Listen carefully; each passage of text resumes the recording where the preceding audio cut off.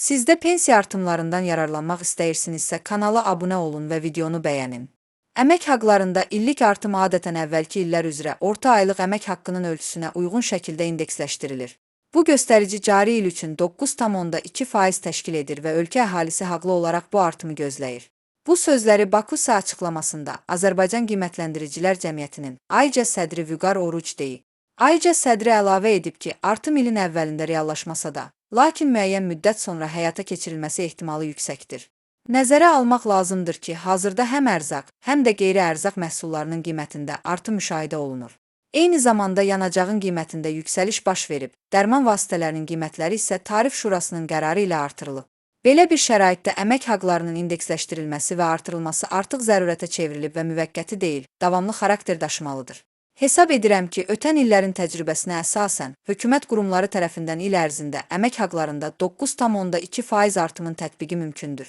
Keçmiş illərdə olduğu kimi, bu istiqamətdə həm dövlət, həm də özəl müəssisələr müəyyən öhdəliklər götürüb.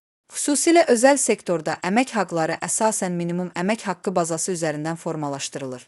Hazırda bu məbləğ 400 manatdır və bir çox şirkətlər maaşları bu həddən aşağı müəyyən etməməyə çalışır.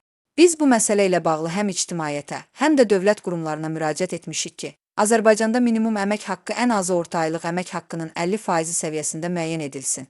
Belə olan halda özəl şirkətlər minimum əmək haqqını baza prinsip kimi götürərək daha yüksək maaş verməyə məcbur qalacaqlar. Vüqar Oruc həmçinin deyib ki, hazırda bəzi özəl müəssisələr vergidən yayınmaq məqsədilə əmək haqqının yalnız minimum hissəsini rəsmi şəkildə göstərir. Qalan məbləği isə işçilərə konvert vasitəsilə ödəyir. Bu isə həm vergi qanunvericiliyinin pozulması, həm də əmək münasibətlərində şəffaflığın olmaması deməkdir. Əgər minimum əmək haqqı məsələn 600 manat səviyyəsinə qaldırılsa, bu halda işə götürənlər həmin məbləğdən vergi ödəməyə məcbur olacaqlar. Dövlət büdcəsinə daxil olmalar artacaq və əmək münasibətlərində şəffaflıq təmin ediləcək. Eyni zamanda işçilərin hüquqları daha etibarlı şəkildə qorunacaq. Təəssüf ki, bəzi şəxslər konvertlə verilən əmək haqqının gələcəkdə onların pensiya təminatına təsir etmədiyini yetərincə dərk etmir. Pensiya fondu yalnız rəsmi olaraq göstərilən əmək haqqı əsasında formalaşır. Bu səbəbdən də qısa müddətli qazanc uzun müddətli sosial təminatdan məhrum olma ilə nəticələnə bilər. Məhz buna görə minimum əmək haqqının artırılması həm işçilərin sosial müdafiəsinin gücləndirilməsi, həm də əmək bazarında şəffaflığın təmin olunması baxımından vacib addımdır.